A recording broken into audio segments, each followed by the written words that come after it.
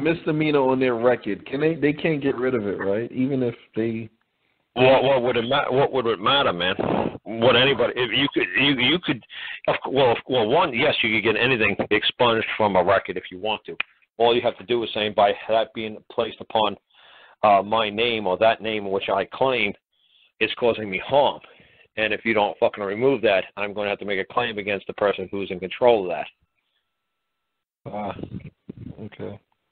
You'd always make it that if somebody's doing something or somebody's not doing something, and by doing what they're doing, their policy, procedures, or practices is causing you a man harm, and that, yes, that maybe that policies, practice, and rules was put there for a benefit for society, for the general good, it still doesn't negate the fact that it's causing you a man harm, and that you need them to cease and desist immediately.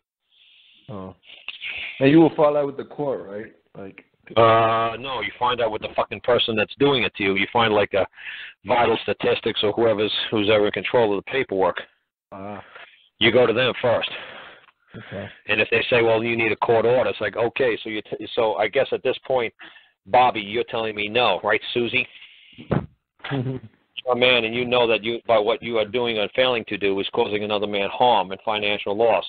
You are now making yourself liable for causing of my injury or my financial loss. So is that how you want to is that how you're going to stand in court? Like, I'm giving you a warning here. Is this your story? Is this what you're going to stick to? That you're doing it? You're a good little Nazi, and you're going to put a bullet in my head because Hitler gave you a piece of paper that said kill me. So is this how you're going to roll? Well, look, I'm just carrying out my orders. Good. Now, that's what they said at Nuremberg trials, and they killed all those fucking German officers that put bullets in little kids' heads. So just because you're carrying out orders, don't carry them out, man. If somebody's telling you, hey, man, you're going to hurt me if you do that. You can't hurt somebody just because somebody else orders you to do it. Yeah. Like I said, now, if you're killing a soldier, that's one thing, because that guy's coming at you with a gun, he's going to kill you. But you just can't just shoot little women and children in the head. They didn't pose any imminent means of any kind of death or destruction to you. What was the purpose of you doing that to these people? Well, we didn't look at them as people. Yeah. You can't just do that. I don't give a damn what a piece of paper told you could do. Well, if I didn't do that, they would have, busted me out of the army. Oh well. So at least you would have died with a clear conscience that you didn't fucking just hurt and blow up a little baby's brain. Isn't it better that you could have died with a clear conscience? Well, they would have shot me if I didn't carry out the order. Well, good. Well, if I didn't do that, they would have killed me. Really? How many German soldiers did you see shot and killed because they wouldn't kill Jewish kids? Well, I didn't see anybody. Well, they told us that they might have. Yeah, well, you know what? Until they do it, you're only conjecturing that that's what they might have done to you. It's just funny, man. Like I said, it's just amazing, man. And thank God we got, like I said, all this past history in which we can rely upon. Like I said, like something just as simple as the Nuremberg trials or the O.J. Simpson trial or this latest one, the Zimmerman trial. Same thing, Zimmerman trial. He got away because dead men tell no tales. The black kid was dead.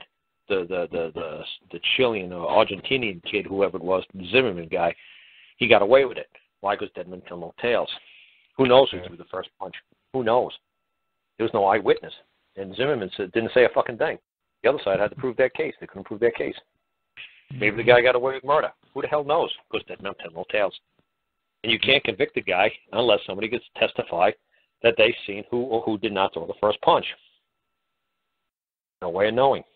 That's right. But that's the rule of law. Sometimes a guy like an O.J. Simpson gets away with it.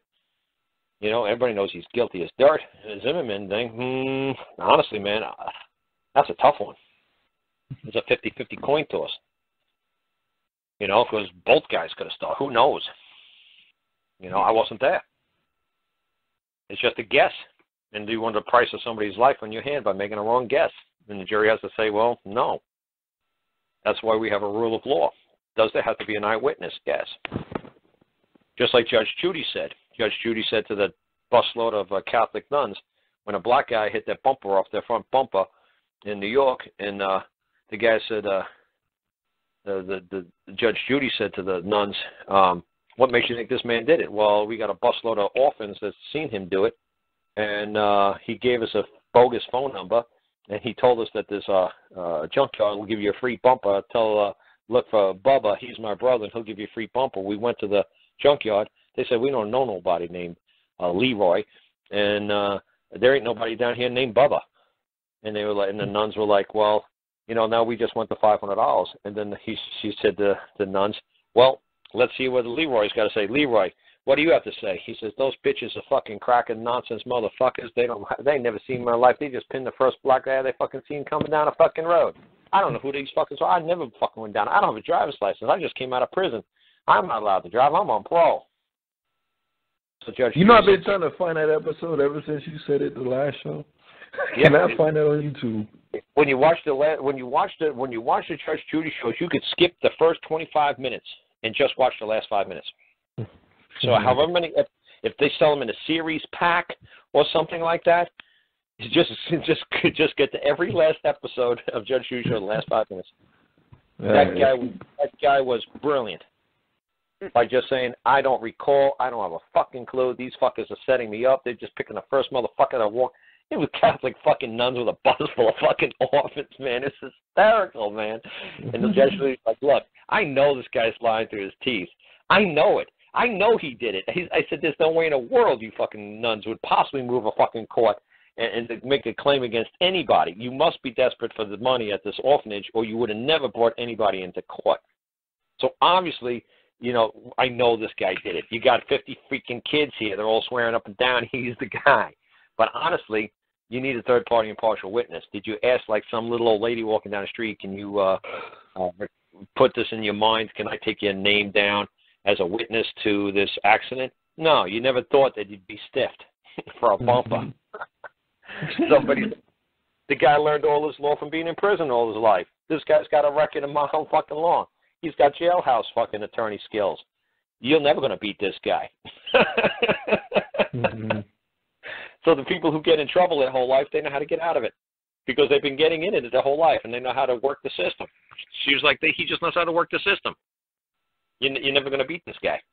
I know he's guilty of sin. He's laughing. He's mocking us. He thinks this is a total joke.